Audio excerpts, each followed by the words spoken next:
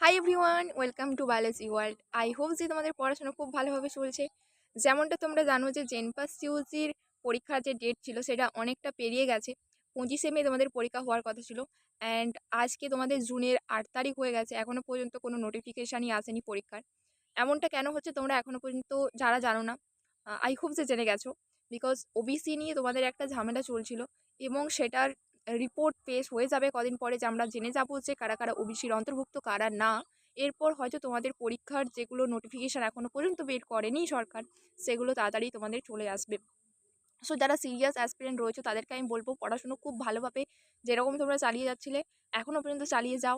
কারণ হঠাৎ করে যদি পরীক্ষার ডেট চলে আসে তখন প্রিপারেশনের জন্য অতটা টাইম পাবে না, কারণ এমনিতেই তোমাদের ডেট অনেকটা পেরিয়ে গেছে। এবং সেই সাথে যদি ফর্ম ফিল আপের ডেট 1 মাসও দেয়, ফর্ম ফিল আপ শুরু হওয়ার ওই ধরো না 1 সপ্তাহের মধ্যে তোমাদের পরীক্ষা শুরু হয়ে যাবে, রাইট?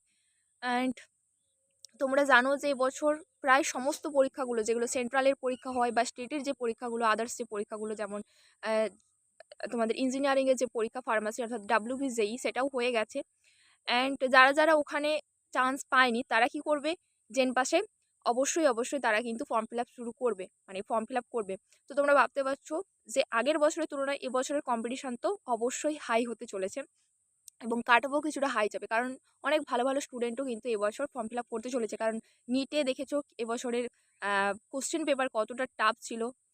তো বেশিরভাগ স্টুডেন্টেরই কী হবে না, সিলেকশন তো হবে না, তো তারা ট্রাই করবে যে প্যারামেডিক্যাল বা নার্সিং নিয়ে পড়ার।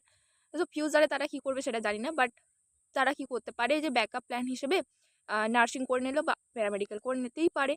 তো যারা যারা ভাবছো যে নার্সিং নিয়ে এগোতে চাই, যাদের আদার কোনো অপশান নেই, তাদের ক্ষেত্রেও বলবো যে খুব ভালোভাবে পড়াশুনোটা চালিয়ে যাও। কারণ কম্পিটিশান হাই হলে কাট অফ অনেকটা হাই হবে, এবং কাট অফ হাই গেলে আগের বছর যে র্যাঙ্কে যত নাম্বারে যত র্যাঙ্ক ছিল এই বছর কিন্তু র্যাঙ্কটা ততটা পেছোতে পারে। 500 নাম্বার তো অবশ্যই ডিফারেন্স থাকবে আমার যেমনটা ধারণা। সো পড়াশুনো খুব ভালোভাবে চালিয়ে যাও, খুব তাড়াতাড়ি হয়তো নোটিফিকেশান চলেও আসবে। সো ডোন্ট ওরি, পরীক্ষা তোমাদের হচ্ছেই, কারণ এন্ট্রান্স কখনো বন্ধ হয় না। ঠিক, যত পরীক্ষায় হচ্ছে হোক, সরকারি চাকরির পরীক্ষা না হলেও কিন্তু এন্ট্রান্স পরীক্ষা কখনো বন্ধ করা যায় না। মেডিকেলে এত সিট ভ্যাকেন্সি থাকা সম্ভব নাকি ভাই? হবে না, রাইট? পরীক্ষা তোমাদের হচ্ছেই। সো পরীক্ষা তোমাদের হচ্ছেই, পড়তে থাকো, অল দ্য ভেরি বেস্ট। এবং আমি একটা ভিডিও নিয়ে আসবো, সেখানে আমি বলবো যে ফিজিক্স, কেমিস্ট্রি, বায়োলজির কোন কোন ইম্পর্টেন্ট টপিকগুলো থেকে কোশ্চেন আসে প্রতি বছর, অ্যানালাইসিস করে আগের বছরের প্রিভিয়াস ইয়ারের কোশ্চেনগুলো, এবং সেটা আমি তোমাদের বলে দেবো। ওকে, তো stay tune two biology world. দেখা হচ্ছে তোমাদের সাথে নেক্সট ভিডিও।